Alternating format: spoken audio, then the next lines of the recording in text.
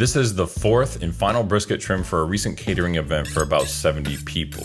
Every brisket's different, so I start by inspecting it to see what I'm working with. I noticed that this mohawk is kind of lopsided and there's a lot of hard fat cap to remove. I cut off the mohawk, round off the point, and then clean up the fat that was under the mohawk. I square up that long side, and then cut off the end of the flat to get it down to 18 inches to fit on my smoker. Don't worry, I'll use that for burgers. I like to shave off the deckle fat. I don't remove it entirely because some of it will render and keep the flat moist as it cooks.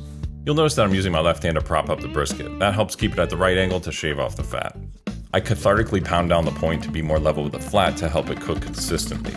You can see here I made a mistake and started to cut into the meat.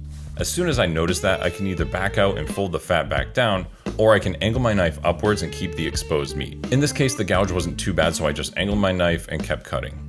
You'll also notice here that I'm continually looking under my knife to see if I'm starting to expose the meat.